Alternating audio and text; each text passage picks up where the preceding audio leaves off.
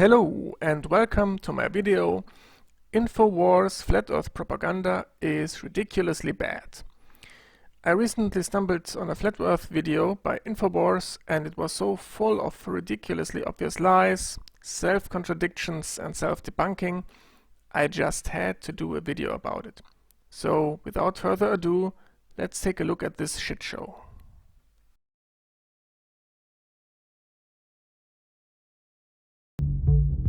Our most popular scientists recognize that the geocentric model, where the Earth is at the center of the universe, is observably accurate. Nope, that's not what they said. They said that it doesn't matter how you arrange your coordinate system. Edwin Hubble and Stephen Hawking went as far as to say that they reject the geocentric model not based on scientific reasoning, but rather because they find the thought of being at the center of the universe to be emotionally disturbing. A geocentric model that gets asserted without evidence can be dismissed without evidence. The Michelson-Morley experiment in the 1880s proved the Earth was stationary. The Michelson-Morley experiment did not prove that Earth is stationary. It proved that if there were an ether, it would be at rest with respect to the observer. The problem is that this happens for every observer. For every single observer, no matter how fast he moves in which direction, the ether is always at rest with respect to this observer. Which proves that there is no ether. And Albert Einstein claimed this was a serious embarrassment and intended to disprove it with his relativity theory, but later admitted that he had failed to do so. The failure of the Michelson-Morley experiment to find ether caused Hendrik Lorentz to propose relativity to explain how moving electromagnetic fields behave. Lorentz's work on relativity was picked up and refined by Henri Poincaré, whose work on relativity was in turn picked up and refined by Einstein, who turned it into his special theory of relativity. Relativity replaced the ether. It was never supposed to save the ether. We are conditioned to think that the heliocentric model is scientifically superior to the geocentric model. But when we apply scientific reasoning, we discover that this is not true. Funny how you cannot give examples for this scientific reasoning that contradicts the heliocentric model. Contrary to popular thought, the scientific community has disputed the heliocentric model for centuries. No, they haven't. Next he talks about already debunked optic measurements that forgot to account for atmospheric effects, so I'm just gonna skip that part. Using the Pythagorean theorem and the current dimensions of the Earth, the top of the tallest skyscraper should be 900 feet below the observable horizon. Local news explained this anomaly by claiming the image was a mirage. And what you're seeing here is a mirage. We typically would not be able to see this from the Lake Michigan shore. We talked about this last night. Conditions are right on the lake that we're actually seeing a mirage. Hold on, what did he just say? We typically would not be able to see this from the Lake Michigan shore. We talked about this last night. Conditions are right on the lake that we're actually seeing a mirage. Did he just say that these buildings are normally hidden behind the curve, except for when the weather conditions are just right to mess with the line of sight? Yes, he did. And this is followed by more examples ignoring atmospheric refraction, so I'm just gonna skip on these as well. Another very intriguing argument for flat earthers is Antarctica, the mysterious massive continent at our southern pole that nobody is allowed to explore. You can literally apply for a job in Antarctica. Do it.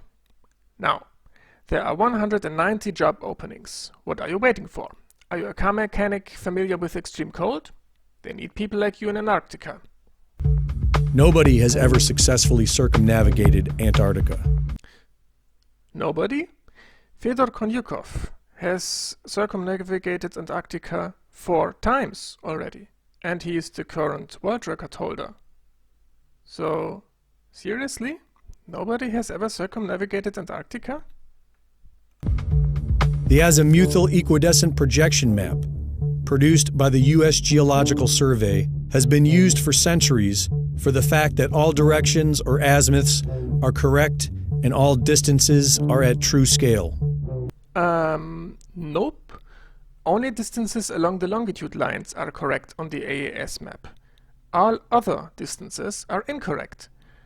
The description of the AES map literally says so. Why are you lying? Their stated mission was to establish the Antarctic research base Little America 4, but many believe the true nature of the secret mission was to root out the Nazis who arrived in 1939, claiming New Schwabia and setting up a Nazi presence in Antarctica. Hold on. You just spent 5 minutes explaining how Earth is flat and how Antarctica is the edge of the world.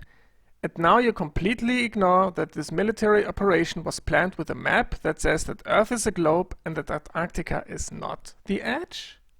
Our very distinguished guest for this evening is Admiral Richard E. Byrd. Strangely enough, there is left in the world today an area as big as the United States that's never been seen by a human being.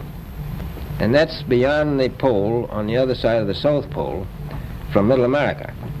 We've found enough coal within 180 miles of the South Pole in a great ridge of mountains. It's not covered with snow, enough to supply the whole world for quite a while. And I think it's quite astonishing that there should be an area as big as that unexplored. That's a tremendous So challenge. there's a lot of adventure left down at the bottom of the world. Let's recap what this star witness for Flat Earth just said. That Antarctica is as big as the US, that he found something 180 miles away from the South Pole, that Antarctica is at the bottom of the world. How can any of these statements be true if Earth is flat? And on December 1st, 1959, all 12 countries active in Antarctica signed a United Nations treaty that outlawed all public travel south of the 60th southern parallel. Have you ever actually read the Antarctic Treaty? I did. First, it's not a UN treaty. It suggests that future cooperation in Antarctica could be negotiated between member countries of the treaty by way of UN institutions. And it says that only member countries may join the Antarctic Treaty as new members. Second, the 60-degree latitude refers to the geographic area that shall be covered by the treaty. And third, there is nothing whatsoever in this treaty restricting public access to Antarctica. Go and read it for yourself and stop lying. And airplanes are prohibited from flying over the icy continent. What are they hiding? Nothing. Surveyors fly across Antarctica all the time. Passenger airplanes are forbidden from flying over Antarctica for safety reasons. If a passenger airplane were to crash in Antarctica, everyone on board would be automatically dead with no hope of rescue whatsoever. If sharing videos about flat Earth is harmful, why not put it all to rest by circumnavigating Antarctica, documenting everything, and prove that the Earth is a spinning globe? There is centuries of documented evidence that Earth is a globe. But the Flat Earth outrage machine keeps ignoring it because they want the clicks and the views and the money. You guys have no interest in the evidence that already exists, so why should we play along with your propaganda and dishonesty? Infowars is really jumping on the Flat Earth bandwagon here. Conspiracy theorists are easy marks and will believe anything you tell them. Thank you for watching my video, and please also check out these channels. Goodbye.